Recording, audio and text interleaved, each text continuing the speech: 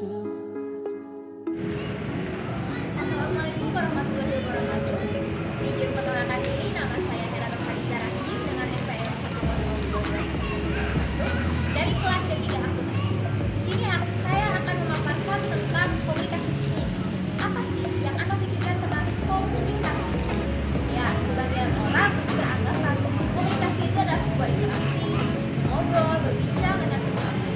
Tetapi komunikasi secara lebih besar diartikan dari bahasa Latin yaitu communication atau komuniker yang berarti sebuah kesamaan Adalah suatu tindakan pertukaran informasi, ide atau opini, instruksi, dan sebagainya yang disampaikan secara personal maupun non-personal melalui lambang dan sinyal untuk mencapai target perusahaan.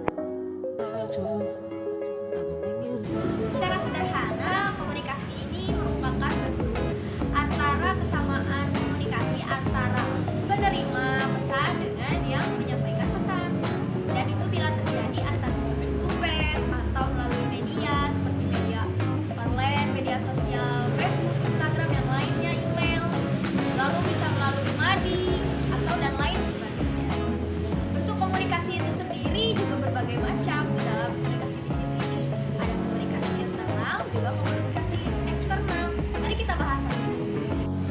Yang pertama, ada komunikasi internal atau internal public relation.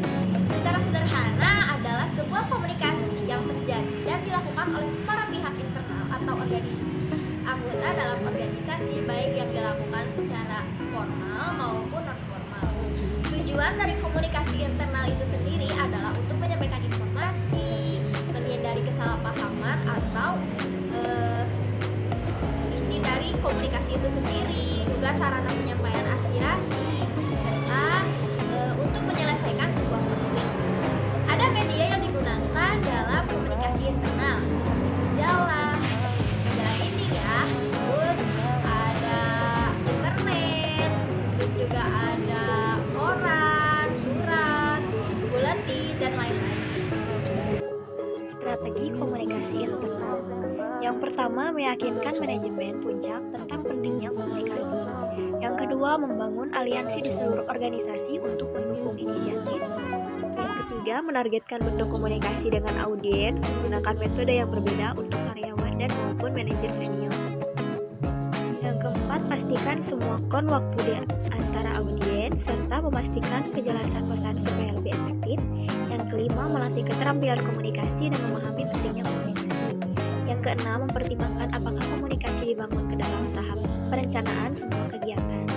Salah satu contoh dari komunikasi internal yaitu menunjukkan sebuah diskusi antara manajer dengan karyawan atau atasan dengan bawahan untuk kepentingan di dalam internal perusahaan.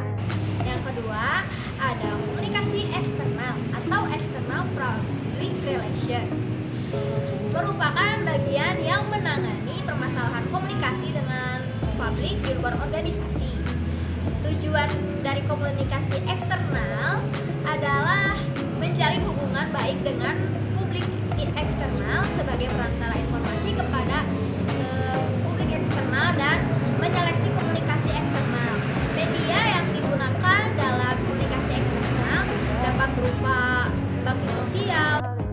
Strategi komunikasi eksternal. Yang pertama, ability to communication atau kemampuan berkomunikasi. Kemampuan berkomunikasi bagi seorang PR sangatlah penting. Komunikasi tersebut dapat dilakukan dalam bentuk lisan maupun tulisan. Yang ketiga, ability on get with people atau kemampuan sosialnya tinggi. Seorang PR harus selalu memperluas jaringan atau networking sehingga dapat memperlancar tugasnya sebagai pejabat public relation. Yang keempat, personality integrity atau berkepribadian yang jujur. Kepribadian yang jujur untuk seorang PR harus memiliki kredibilitas yang tinggi, yakni dapat diandalkan dan dipercaya oleh orang lain dan dapat diterima sebagai yang memiliki kepribadian utuh dan jujur. Yang kelima, imagination atau banyak ide dan kreatif. Memiliki imajinasi dalam pengertian seorang PR harus memiliki wawasan yang luas, permasalahan serumit apapun harus diketahui benang merah persoalannya. Contoh komunikasi eksternal di sini terlihat ada sekelompok orang yang melakukan media pers, diartikan sebagai komunikasi ke pihak eksternal, yaitu pihak yang berada di luar perusahaan.